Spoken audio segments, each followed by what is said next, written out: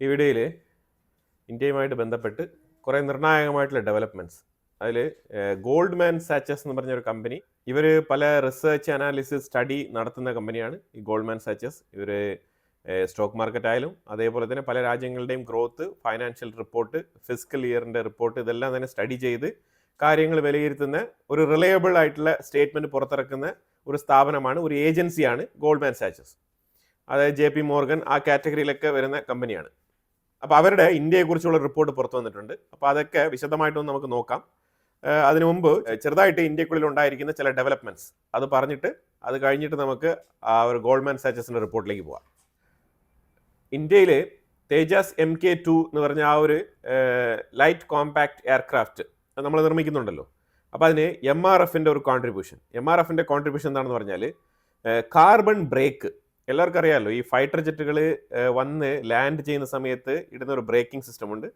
അതായത് ശരിക്കും എയർ ബേസിലാണ് ലാൻഡ് ചെയ്യുന്നുണ്ടെങ്കിൽ അതിന് വളരെ ഫ്രീ ആയിട്ടുള്ള സ്പേസ് ഉണ്ടാവും. അപ്പോൾ വളരെ കൃത്യമായിട്ട് അത് റൺ ചെയ്ത് ഓടി നിൽക്കാനുള്ള സമയമുണ്ട്. പക്ഷേ അതേസമയം ഈ ഒരു ഫൈറ്റർ ജെറ്റ് ശരിക്കും എയർക്രാഫ്റ്റ് കരിയർ ആയിട്ടുള്ള ആ ഒരു ഷിപ്പിലാണ് ഇത് ലാൻഡ് ചെയ്യുന്നുണ്ടെങ്കിൽ അപ്പോൾ അതിന് വേണ്ടിയിട്ടുള്ള പ്രത്യേക മോഡലുണ്ട്. പക്ഷേ അതേസമയം ഈ സാധാരണ നോർമൽ ഫൈറ്റർ ജെറ്റുകളിലും ഈ ഒരു ബ്രേക്കിംഗ് സിസ്റ്റം വളരെ അത്യാവശ്യമാണ്. കാരണം ഏത് മൊമെൻറ്റിലും നമുക്ക് എവിടെയും ലാൻഡ് ചെയ്യാനുള്ളൊരു സാഹചര്യം ഉണ്ടാവണം. അപ്പോൾ അതിന് ശരിക്കും ഇന്ത്യ വളരെ എഫക്റ്റീവായിട്ട് തന്നെ ഈ ഒരു MK2 എന്ന് പറഞ്ഞ ഈ ഒരു തേജാസിൻ്റെ ഫൈറ്റർ എയർക്രാഫ്റ്റിൽ കാർബൺ ബ്രേക്കിംഗ് സിസ്റ്റം ഇൻക്ലൂഡ് ചെയ്യുകയാണ്. ഇത് ലേറ്റസ്റ്റ് ആയിട്ടുള്ള ഒരു അപ്ഗ്രേഡഡ് വേർഷനാണ് ഈ കാർബൺ ബ്രേക്കിംഗ് സിസ്റ്റം എന്നുള്ളത്. ഇതിൻ്റെ പ്രത്യേകതകൾ എന്ന് പറഞ്ഞാൽ ഇത് കുറച്ച് പവർഫുൾ ആണ്. അതേപോലെ തന്നെ ഇത് കംപ്ലീറ്റ്ലി ഇൻഡജീനിയസ് ആണ്, ഇന്ത്യക്കുള്ളിൽ നിർമ്മിച്ചതാണ്. Indian air force Rampage missile Sukhoi 30 MKI എന്ന് പറഞ്ഞ ആ ഫൈറ്റർ ജെറ്റിൽ ഈ റാംപേജ് മിസൈൽ കൃത്യമായിട്ട് പരീക്ഷണം നടത്തി അത് വിജയകരമാക്കിയിരിക്കുകയാണ്. ഇത് വേറെ എവിടെയല്ല, ഇത് ഓപ്പറേഷൻ സിന്ദൂർ നടന്നുകൊണ്ടിരുന്ന സമയത്ത് തന്നെ നമ്മൾ പരീക്ഷിച്ചതാണ്. എന്നാലും അതിനെ ഒന്നുകൂടെ പരീക്ഷണം നടത്തി വിജയകരമായിട്ട് കൺഫേം ചെയ്തിരിക്കുകയാണ്, ഒഫീഷ്യലായിട്ടുള്ള പരീക്ഷണം. അപ്പം നമ്മൾ നടത്തിയത് ഓപ്പറേഷൻ സിന്ദൂറിന് വേണ്ടിയിട്ടാണെങ്കിൽ ഇപ്പം നമ്മൾ ചെയ്തത് കമേഴ്ഷ്യൽ പർപ്പസിന് വേണ്ടിയിട്ടാണ്. ഇതുവരെ മിലിറ്ററി ഹാർഡ്വെയർ 2024-25 ആ ഒരു ഫിസിക്കൽ ഇയറിൽ മിലിറ്ററി ഹാർഡ്വെയർ 1.20 ലക്ഷം കോടിക്കാണ് നമ്മൾ മിലിറ്ററി എക്യുപ്മെന്റ്സ് പർച്ചേസ് നടത്തിയിരിക്കുന്നത് ഇതുവരെ 2024-25 ഫൈനാൻഷ്യൽ ഇയറിൽ. ഇത് ഡിഫൻസ് മിനിസ്റ്റർ രാജ്നാഥ് സിംഗ് ആണ് ഈ ഒരു റിപ്പോർട്ട് പുറത്തുവിട്ടത്. ലഷ്കർ തൊയ്ബയുടെ ഡെപ്യൂട്ടി ചീഫ് സഫിയുള്ള കസൂരി, ഈ തീവ്രവാദി ഇന്ത്യൻ പ്രൈം മിനിസ്റ്റർക്കെതിരെ ഭീഷണി മുഴക്കിയിട്ടുണ്ടായിരുന്നു. പ്രത്യേകിച്ചും ഈ ഇൻഡസ് വാട്ടർ ട്രീറ്റി നമ്മൾ ലംഘിച്ചു എന്നുള്ളതിൻ്റെ പേരിലാണ് പുള്ളിക്കാരൻ ഈ ഒരു സ്റ്റേറ്റ്മെൻറ്റ് പുറത്തുവിട്ടിരുന്നത്. അതിന് പ്രധാനപ്പെട്ട കാരണമായിട്ട് പറയുന്നത് മർക്കസ് എന്ന് പറഞ്ഞാൽ ഈ ഒരു പഠന കേന്ദ്രം, ഈ കുട്ടികളെ കൊണ്ടുപോയിട്ട് മതപഠനം നടത്തി ബ്രെയിൻ വാഷ് ചെയ്ത് ഇവരുടെ ആ ഒരു ലഷ്കർ ടീമിലേക്ക് ചേർക്കാനുള്ള പ്രവർത്തനം നടക്കുന്ന ആ ഒരു കേന്ദ്രം, ആ കേന്ദ്രം ഓപ്പറേഷൻ സിന്ദൂറിൽ നമ്മൾ തകർത്ത് തരിപ്പണമാക്കി കളഞ്ഞിട്ടുണ്ട്. അപ്പോൾ അതിൻ്റെ ദേഷ്യത്തിലാണ് പുള്ളിക്കാരൻ ഈ ഒരു സ്റ്റേറ്റ്മെൻറ്റ് പുറത്ത് പറഞ്ഞത്. പക്ഷേ അതിനോടൊപ്പം ഈ ഇൻഡസ് വാട്ടർ ട്രീറ്റിയും കൂടി ചേർത്ത് പറഞ്ഞതേ ഉള്ളൂ. ഇന്ത്യയും ഓസ്ട്രേലിയയും തമ്മിൽ ട്രീറ്റി സൈൻ ചെയ്യപ്പെട്ടിട്ടുണ്ട്. Submarine collaboration, information sharing, intelligence ഇൻഫർമേഷനും ആവാം, അതേസമയം ഇൻഫർമേഷൻ ഷെയറിംഗ്, അതുപോലെ തന്നെ മാരിടൈം സെക്യൂരിറ്റി പാക്ട്, ഈ മാരിടൈം സെക്യൂരിറ്റി എഗ്രിമെൻറ്റ്, ഇതെല്ലാം കൂടി ചേർത്തിട്ട് ഈ 3 വിഷയങ്ങളുമായിട്ട് ബന്ധപ്പെട്ട് ഒരു എഗ്രിമെൻ്റാണ് ഇന്ത്യയും ഓസ്ട്രേലിയയും തമ്മിൽ സൈൻ ചെയ്തിരിക്കുന്നത്. ഒക്ടോബർ 6 മുതൽ 15 വരെ ഇന്ത്യയും റഷ്യയും തമ്മിൽ ജോയിന്റ് മിലിറ്ററി എക്സസൈസ്, ഇത് ശരിക്കും പറഞ്ഞാൽ കൗണ്ടർ ടെററിസം എന്നുള്ള പേരിലാണ് ശരിക്കും ഈ ഒരു മിലിറ്ററി ഡ്രില്ല് റഷ്യയുമായിട്ട് ചേർന്ന് നടത്തുന്നത്. കാരണം റഷ്യ ഉക്രൈൻ യുദ്ധം യൂറോപ്പിൽ വെസ്റ്റേൺ സൈഡിലുള്ള എല്ലാ രാജ്യങ്ങളും ഒരു പരിധിവരെ റഷ്യയെ ഒതുക്കി നിർത്തിയിരിക്കുന്ന ഒരു സമയമാണ്. എന്തെങ്കിലുമൊക്കെ ചെറിയ ബന്ധങ്ങളുണ്ടെങ്കിലും അതും ഇൻഡയറക്റ്റ് ആയിട്ട് മാത്രമാണ് ഈ വെസ്റ്റേൺ രാജ്യങ്ങൾ ചെയ്യുന്നത് റഷ്യയുമായിട്ട്. അപ്പോൾ ആ സാഹചര്യം നിലനിൽക്കുന്ന ഈ ഒരു പശ്ചാത്തലത്തിൽ റഷ്യയുമായിട്ട് ഇന്ത്യൻ ആർമി നടത്തുന്ന ഈ ഒരു ഡ്രിൽ, ഈ ഒരു മിലിറ്ററി ഡ്രിൽ ശരിക്കും പറഞ്ഞാൽ വെസ്റ്റേൺ രാജ്യങ്ങളെ ചൊടിപ്പിച്ചിട്ടുണ്ട്. പക്ഷെ എന്നാലും അവർ അതിനോട് ചെറിയൊരു വിയോജിപ്പ് രേഖപ്പെടുത്തിയെങ്കിലും ഇന്ത്യയുമായിട്ടുള്ള ബന്ധത്തിന് ഒരു ഉലച്ചിലും വരരുത് എന്നാണ് അവർ വിചാരിക്കുന്നത്. ടാറ്റയുടെ ഫാക്ടറി മൊറോക്കോയിൽ, ആർമോഡ് വെഹിക്കിൾ നിർമ്മാണ ഫാക്ടറിയാണ് മൊറോക്കോയിൽ ടാറ്റ സ്ഥാപിച്ചിരിക്കുന്നത്. അപ്പോൾ അതിന് inauguration last week Rajnath Singh ആണ് നടത്തിവെച്ചത്. അതിനെ തുടർന്ന് ആ ഒരു ആർമഡ് വെഹിക്കിൾ ഫാക്ടറിയിൽ ടാറ്റ അവരുടെ പ്രവർത്തനം തുടങ്ങിയിരിക്കുകയാണ്. ഇന്ത്യയും UK-യും ഒരു ജോയിന്റ് നേവൽ എക്സസൈസ്, പ്രത്യേകിച്ച് കീർ സ്റ്റാർമർ ഇന്ത്യയിലേക്ക് വരാനിരിക്കുന്ന ഈ ഒരു സാഹചര്യത്തിലാണ് ഈ ഒരു നേവൽ എക്സസൈസ് ഇവിടെ നടത്തുന്നത്. ഇതിനെ എക്സസൈസ് കൊങ്കൺ 2025 എന്നാണ് വിളിക്കുന്നത്. Exercise Konkan 2025. External affairs minister Jaishankar പറഞ്ഞിരിക്കുന്നത് ഇന്ത്യ ഗ്ലോബൽ സൗത്ത് രാജ്യങ്ങൾക്ക് ഒരു ഇൻസ്പിറേഷൻ ആണ്. നമ്മളെ കണ്ടാണ് അവർ വളരുന്നത്.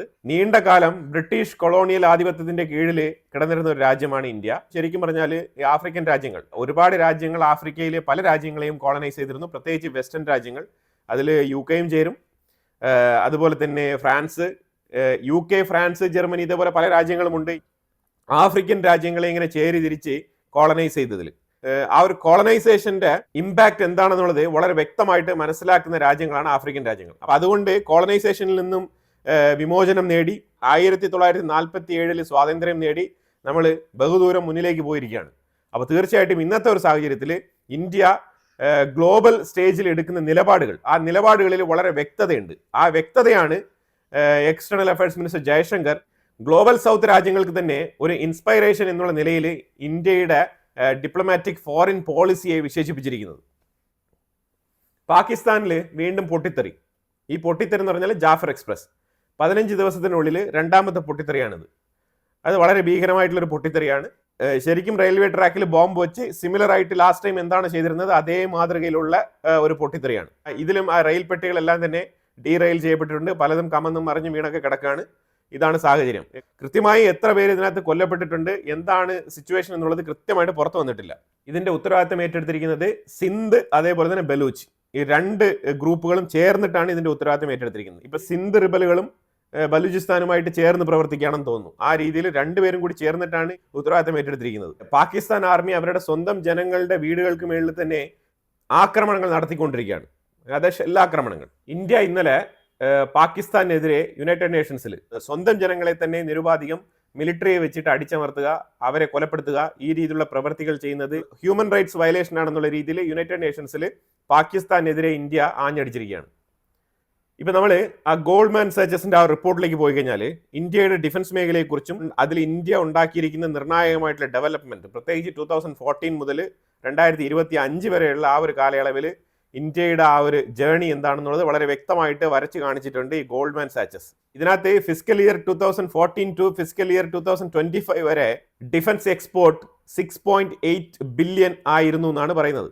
ഈ 6.8 ബില്യൺ ഇന്ത്യൻ റുപ്പി എന്നാണ് മെൻഷൻ ചെയ്യുന്നത്. ഇതിനെ $80 മില്യൺ ആയിട്ടാണ് പറയുന്നത്. ഇത് കൺവേർട്ട് ചെയ്യുമ്പോഴത്തേക്കും $80 മില്യൺ വരും. അതായത് $80 മില്യൺ കച്ചവടമാണ് നമ്മൾ നടത്തിക്കൊണ്ടിരുന്നത് 2011 മുതൽ ഇങ്ങോട്ട് നോക്കിക്കഴിഞ്ഞാൽ. പക്ഷെ 2025 ഒരു ബ്രേക്ക് ത്രൂ ഉണ്ടായിട്ടുണ്ട്. ഈ ബ്രേക്ക് ത്രൂ ശരിക്കും പറഞ്ഞാൽ ഓപ്പറേഷൻ സിന്ദൂർ ആയിരിക്കാം എന്നാണ് ഈ ഒരു റിപ്പോർട്ട് പറയുന്നത്.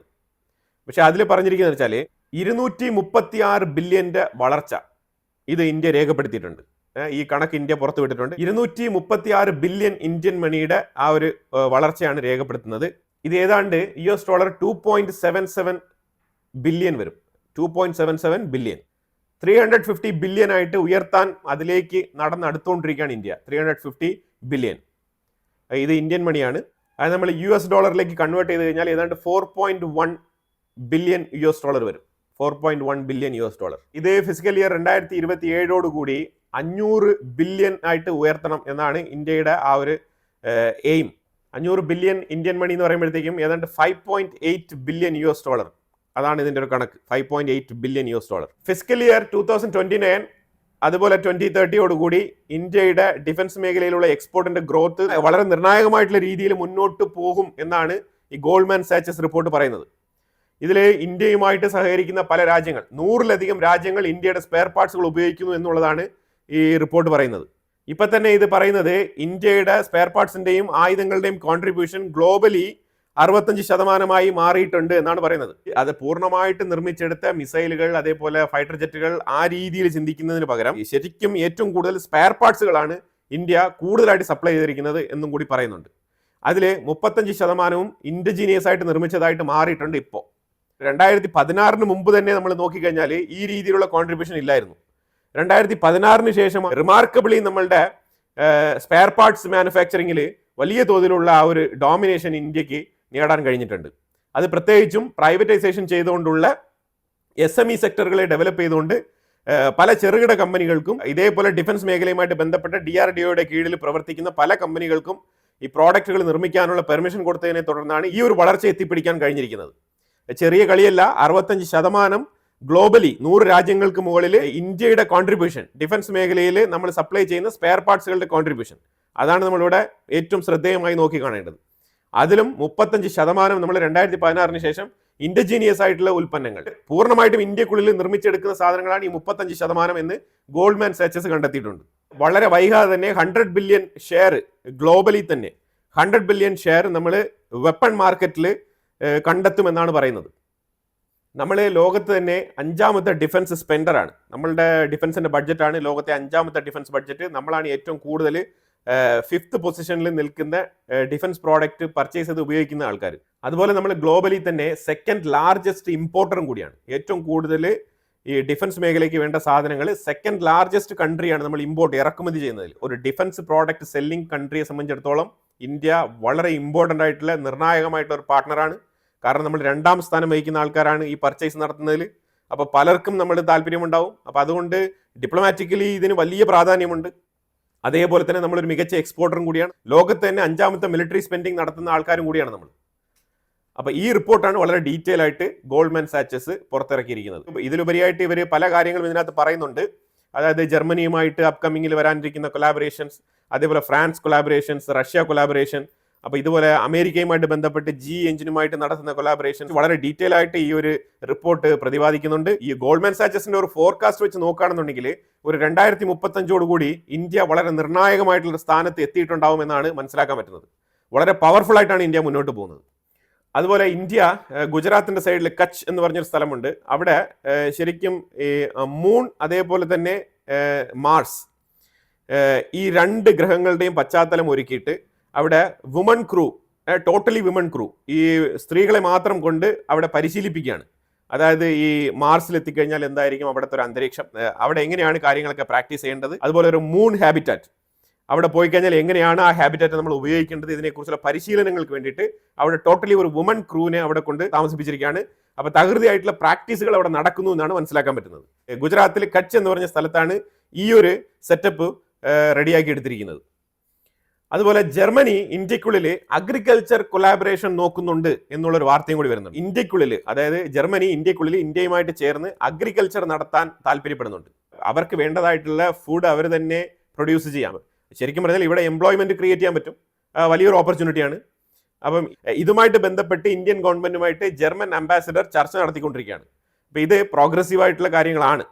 അപ്പോൾ ഇതുപോലെ ഒരുപാട് പ്രോജക്റ്റുകൾ ഇന്ത്യക്കുള്ളിൽ വരുന്നുണ്ട്. ഇനി വരാൻ പോകുന്ന ആ ഒരു കാലഘട്ടം എന്ന് പറഞ്ഞാൽ ഇന്ത്യക്കുള്ളതാണ്. അത് ആ റൂട്ട് മാപ്പ് വളരെ ക്ലിയർ ആണ്, വളരെ വ്യക്തമാണ്. അപ്പോൾ എന്തായാലും കുറേ നിർണായകമായിട്ടുള്ള വിഷയങ്ങളാണ് ഈ വീഡിയോയിൽ ഞാൻ പങ്കുവച്ചത്. ഇതിനെക്കുറിച്ചുള്ള അഭിപ്രായങ്ങൾ കമന്റ് ബോക്സിൽ രേഖപ്പെടുത്തുക. കൂടുതൽ വാർത്തകളുമായിട്ട് അടുത്ത വീഡിയോയിൽ വരാം. Thank you so much.